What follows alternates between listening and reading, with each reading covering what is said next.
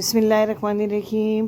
प्यारी foodies family, आज आपके लिए लाई हूँ जी अफ़गान मलाई कोफ्ता की बड़ी ज़बरदस्त किस्म की रेसिपी, जो यकीन माने कि इस ईद पर आपके घर वालों और आपके मेहमानों के मज़े करवाने वाली है। इतने यम्मी और इतने नटी और मज़ेदार किस्म के आपके ये कोफ्ते तैयार होंगे कि आप खुद हैरान रह जाएंगे। बहुत से लोगों की जो ये शिकायत होती है कि उनके कोफ्ते रबड़ की तरह हो जाते हैं या हार्ड हो जाते हैं, सख्त हो जाते हैं, तो हर शिकायत का हल मौजूद है। इतने सॉफ्ट, जूसी और नरम कोफ्ते कि आप हैरान रह जाएंगे कि हाथ के एक मामूली टच से जो है ये टूटेंगे, लेकिन बिखरेंगे नहीं, ख़राब नहीं होंगे। और ग्रेवी का तो जवाब नहीं। छोटी सी रेसिपी है, गौर से देखिएगा। कोफ्तों को फ्राई करने का तरीका, बनाने का तरीका और ग्रेवी में पकाने का तरीका सब आपको बताऊंगी, कैसे एक बेहतरीन किस्म के कोफ्तों की रेसिपी आप तैयार कर सकते हैं। 750 ग्राम मैंने बीफ का ये कीमा लिया है। इसमें 100 ग्राम मैंने फ़ैट ऐड करवाई है और इसको 2 दफ़ा कीमे वाली मशीन से निकलवाया ताकि बिल्कुल महीन और बारीक हो जाए ये कीमा। फ़ैट की वजह से बहुत जूसी रहते हैं। इसके अलावा इसमें बहुत ऐसे अच्छे इंग्रेडिएंट्स भी हम डालेंगे जिससे कि ये बहुत जूसी और नरम रहेंगे। 2 टेबलस्पून तली हुई प्याज, ब्राउन प्याज जो है, ये रेडीमेड प्याज है, आप घर में भी ब्राउन करके डाल सकते हैं। और बेहतरीन चीज़, काजू का पेस्ट 2 टेबलस्पून भर के ये होना चाहिए। 10 से 12 काजू, 3-4 टेबलस्पून पानी के साथ इसका पेस्ट बना लें। गाढ़ा दही 2 टेबलस्पून, जिसका पानी बिल्कुल निकला हो, ये इसमें ऐड करें। साथ में लहसुन अदरक का फ़ाइन पेस्ट 1 टेबलस्पून। हरी मिर्चें जो हैं उनका पेस्ट 1 टेबलस्पून। 5-6 हरी मिर्चों को थोड़े से पानी में ग्राइंड कर लें। इस तरीके से इसको मिक्स करें। इसके बाद बाइंडिंग के लिए भुने चने का आटा, भुने चने का पाउडर जो है 2 टेबलस्पून फ़िलहाल मैं इसमें ऐड कर रही हूँ। अगर मुझे ये ज़्यादा नरम लगेंगे तो मैं कुछ इस क्वांटिटी को बढ़ा लूँगी, लेकिन यूजुअली इतनी क्वांटिटी में 2 टेबलस्पून काफ़ी रहता है। एक छोटा स्लाइस ब्रेड का इसके किनारे निकाल के तोड़ के डाल लें या मिक्सी में ब्रेड क्रम्स बना के डाल लें ताकि अच्छे तरीके से इसमें मिक्स हो सके। काजू का जो पेस्ट है ना, वो एक अलहदा एक सुपर किस्म का फ्लेवर देता है कोफ्तों को। 1-1.5 टीस्पून नमक इसमें डालेंगे। 750 ग्राम चूँकि हमारे पास ये तकरीबन है बीफ। 1 टीस्पून सुरख मिर्च का पाउडर, क्योंकि हरी मिर्च भी है, काली मिर्च भी जाएगी। ½ टीस्पून हल्दी का पाउडर। 1 टीस्पून भर के भुने हुए ज़ीरे का पाउडर मैंने इसके अंदर ऐड कर दिए। गरम मसाला सिर्फ थोड़ा सा ½ टीस्पून डालना है आपने पाउडर, ये भी बारीक होना चाहिए।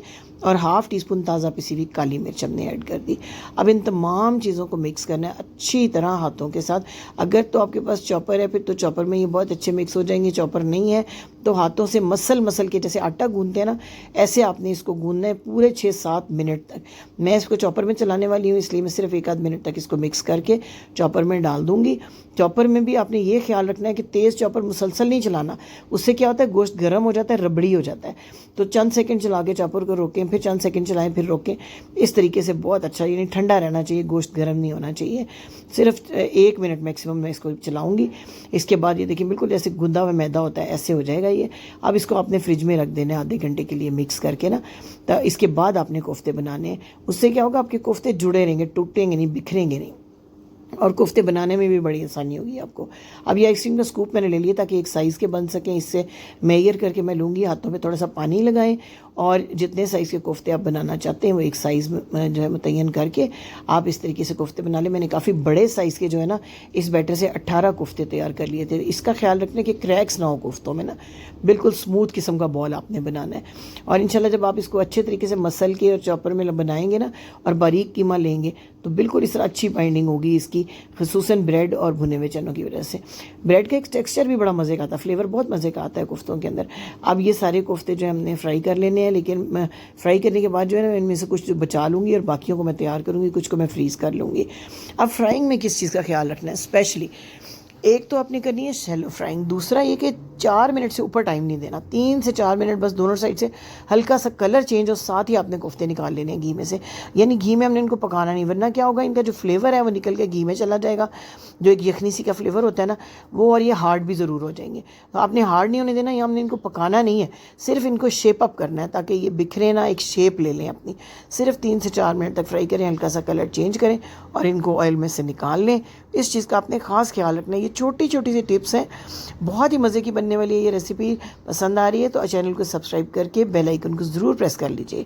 अब मैं इनको निकाल लेती हूँ ठंडा करके। कुछ को मैंने बताया कि मैं स्टोर कर लूँगी और बाकी आधे कोफ्ते जो हैं वो मैं आगे तैयार करूँगी, आपको दिखाऊँगी। दूसरा बैच भी मैं ये फ्राई कर रही हूँ। आप सुपर हिट ग्रेवी के लिए बहुत थोड़ा कुकिंग ऑयल, सिर्फ 3 टेबलस्पून कुकिंग ऑयल लें। 2 मीडियम साइज़ के प्याज बारीक बारीक काट के इसमें ऐड करें। 5 अदद हरी मिर्चें लें, उनको दरमियान से स्लिट कर लें। इसमें डाल दें 10 अदद काजू, इसके अंदर मिक्स करें और इनको सिर्फ 2-3 मिनट तक ना हल्का सा सौते करना है आपने मीडियम फ्लेम के ऊपर। कलर नहीं चेंज होना चाहिए ना प्याज का ना काजू का, सिर्फ हल्के से ये फ्राई हो जाए बस। और थोड़ा ना प्याज जो है वो नरम नरम सा हो जाए। ये देखिए हल्का हल्का नरम हो रहा है। इसके अंदर 2 से 3 मिनट टोटल आपको लगेंगे इसमें ना। बहुत सुपर हिट किस्म की ये ग्रेवी बनती है। इससे आप बहुत सारी और भी डिशेस तैयार कर सकते हैं। वाइट ग्रेवी की ये बड़ी स्पेशल रेसिपी है। मैं आपको बताऊंगी कि इसमें जो बेहतरीन फ्लेवर, रेस्टोरेंट वाला जो फ्लेवर है ना, वो कैसे आता है। अब ये हल्का सा फ्राई कर लें, फिर इसमें आधा कप आप डालें पानी का और साथ ही 2 टेबलस्पून जो है वो आपने ताज़ा कटा हुआ हरा धनिया इसमें डाल देना है। इसके बाद सिर्फ 1 से 1.5 मिनट इसको पकाना है प्याज को और मिर्चों को। ये थोड़ी नरम हो जाएंगी, धनिया भी नरम हो जाएगा। थोड़ा सा जब इसमें पानी बाकी हो फ्लेम ऑफ करके ना इसको ठंडा कर लें और इसकी स्मूथ सी बिल्कुल ब्लेंडर के अंदर ना ग्रेवी या पेस्ट बना के रख लें। अब आगे इसकी कुकिंग का मेथड आपको बताती हूँ। दोबारा से अपने पैन में 2 से 3 टेबलस्पून कुकिंग ऑयल लेना है, कुछ खड़े मसाले, 2-3 लौंग, 1 स्टिक दालचीनी, छोटा सा फूल जावित्री का, 10-12 दाने साबुत काली मिर्च के, ये डालें। हल्का सा कड़कड़ाएं। साथ ही 1 टेबलस्पून लहसुन अदरक का फाइन पेस्ट इसमें ऐड करें। इसको ज़्यादा नहीं पकाना, सिर्फ 1 मिनट तक ना हल्के फ्लेम के ऊपर ज़रा सा फ्राई करें। और जो पेस्ट हमने तैयार किया था काजू का, धनिया मिर्च का और प्याज का, वो इसके अंदर आपने कर देना है ऐड। पसंद आ रही है आपको ये रेसिपी, यहाँ तक मेरे साथ है तो रेसिपी को लाइक भी कर दीजिए और शेयर भी ज़रूर कीजिएगा अगर पसंद आए आपको ये रेसिपी। कोफ्तों की ये बड़ी यूनिक रेसिपी है जो मैंने आपको दी है ना, इसी मेजरमेंट के साथ बनाएं तो जो हमारे ट्रेडिशनल आलू कोफ्ता या अंडा कोफ्ता का सालन है वो भी आप बहुत अच्छा बना सकते हैं। 1 टीस्पून नमक, आधा टीस्पून वाइट पेपर सफ़ेद मिर्च, आधा टीस्पून काली मिर्च। अगर वाइट पेपर नहीं है तो फिर आप काली मिर्ची 1 टीस्पून ऐड कर दें। 1 टीस्पून भुने हुए ज़ीरे का पाउडर और 1 टीस्पून कसूरी मेथी मसल के यहीं पे आपने डाल देनी है इसी स्टेज पे। और इसको करना है खूब अच्छे से मिक्स और थोड़ा सा हमने इसको पकाना है, बिल्कुल मामूली सा पकाना है। जब इसके ऊपर ना ऑयल आ जाए, 3-4 मिनट आपको लगेंगे। प्याज जो ही भुनेगी ना तो ऑयल इस तरह सेपरेट होना शुरू हो जाएगा। जब इस तरह से ऑयल ऊपर आना शुरू हो जाए तो फ्लेम बिल्कुल लो कर दें और अच्छी तरह फेंटा हुआ आधा कप दही इसके अंदर डालें और डालते ही दही को ना मिक्स करना है फौरी तौर पर। मिक्स नहीं करेंगे ना तो फुटकरियाँ सी बन जाएंगी, गुटलियाँ सी दही की, और वो बड़ी बदनुमा लगती हैं। और दही अगर तेज़ फ्लेम हो तो फट भी जाता है, तो तेज़ फ्लेम भी नहीं होना चाहिए और मिक्स भी करना है। मिक्स करने के बाद दही को थोड़ा सा पकने दें और फ्लेम बिल्कुल इसी तरह लो ही रखना है, क्योंकि अब हमने इसमें ऐड करनी है थोड़ी सी डेयरी क्रीम। 2 टेबलस्पून भर के डेयरी क्रीम मैं डाल रही हूँ। क्रीम नहीं है आपके पास तो आम जो दूध की बलाई घर में होती है ना, बेस्ट है वो भी, वो आप दूध छलनी में डाल के ना निकाल लें उसका, और सिर्फ जो गड़ी गड़ी बलाई है 2 टेबलस्पून वो इसमें ऐड करें और इसको भी आपने जल्दी जल्दी मिक्स करना है इसके अंदर। ये बहुत ज़रूरी है अच्छे से मिक्स करना, ताकि टुकड़ियाँ या फुटकरियाँ जो हैं वो इसकी नज़र ना आए। और फ्लेम भी तेज़, कोई भी वाइट चीज़ ऐड करें ना ग्रेवी के अंदर, लाइक दूध है, दही है, क्रीम है, तो फ्लेम को बहुत लो कर लिया करें ताकि ये फट ना जाए। अब इस क्रीम को, दही को थोड़ा सा पकाना है ताकि क्रीम भी पक जाए और जो दही है वो भी भुन जाए थोड़ी सी। तो फिर हम इसमें अपना स्पेशल इंग्रेडिएंट शामिल करेंगे, जिससे कि जो ख़ास एक वो रेस्टोरेंट की वाइट कढ़ाई होती है या वाइट कोरमा होता है, कोई भी वाइट जो ग्रेवी होती है उसका टेस्ट आता है, वो है डेसिकेटेड कोकोनट, यानी कि नारियल का चूरा या नारियल का बुरादा, नारियल का पाउडर। ये आम पैकेट्स में आपको बड़े स्टोर्स में से मिल जाता है। फ्रेश किस्म का लें जिसमें कोई पुरानी स्मेल ना हो, पुराना ना हो और एक्सपायर्ड ना हो। फ्रेश नारियल 1 टेबलस्पून भर के डाल दें, थोड़ा सा इसको पकाएं और आप यकीन करें कि एक एक नवाले में आपको इसका टेस्ट आएगा। अब जितने कोफ्ते मैंने बनाने हैं मैंने इसके अंदर ऐड कर दिए। अब आपने क्या करना है कि 5 मिनट तक ना इस मसाले में हल्की आग पे पकने देना है इन कोफ्तों को, ताकि जो क्रीमीनेस है ना ग्रेवी की वो इन कोफ्तों में आए और कोफ्तों की जो यखनी का फ्लेवर है वो इस ग्रेवी के अंदर आए, ये कंबाइन हो जाए एक दूसरे के साथ। 5 मिनट तक इस तरह हल्की हल्की आग पे सिमर करते हुए इनको पकने दें। बड़े मुलायम सा टेक्सचर हो जाएगा ना इन कोफ्तों का। इसके बाद 1.5 कप पानी अलग से गर्म करें और उसके अंदर मिक्स कर दें और इसको अब कवर करके ना 10 से 12 मिनट पकने दें, ताकि अंदर तक जो कोफ्ते हैं वो पक जाएं। क्योंकि फ्राई हमने बहुत कम इनको किया था, 5 मिनट मसाले के साथ पकाया है, 12 मिनट यहाँ गर्म पानी के साथ पकाएंगे तो बिल्कुल अंदर तक बेहतरीन कुक हो जाएंगे और बड़े जालीदार और फोमी और नरम आपके कोफ्ते बनेंगे, कि यानी बेहतरीन कुक भी हुए हुए और बेहतरीन सॉफ्ट भी, बिखरेंगे नहीं, टूटेंगे नहीं। देखिए कितनी ज़बरदस्त ग्रेवी बनी है। अब कितनी पतली रखनी है ये आपकी चॉइस है। मैं इसको थोड़ा पतला इसलिए रखना पसंद करती हूँ कि नान के साथ या बॉयल चावलों के साथ बहुत मज़ा आता है इस ग्रेवी का। अगर आप ज़्यादा गाढ़ी पसंद करते हैं तो गाढ़ी भी कर सकते हैं। थोड़ा सा हरा धनिया और मामूली सा टच दें गरम मसाले का और 2 मिनट के लिए कवर करके पका लें, ताकि मसाले का जो टेस्ट है ना गरम मसाले का वो भी इसके अंदर आ जाए। आप चूल्हे को कर दें बंद, सर्विंग के लिए तैयार है।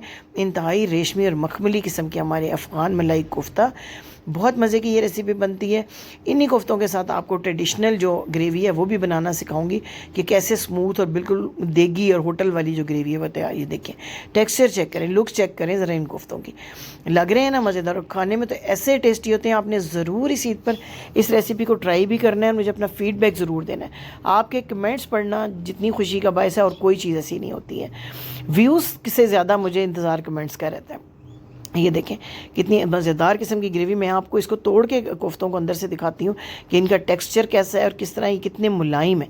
ज़बरदस्त मज़ेदार किस्म की रेसिपी है।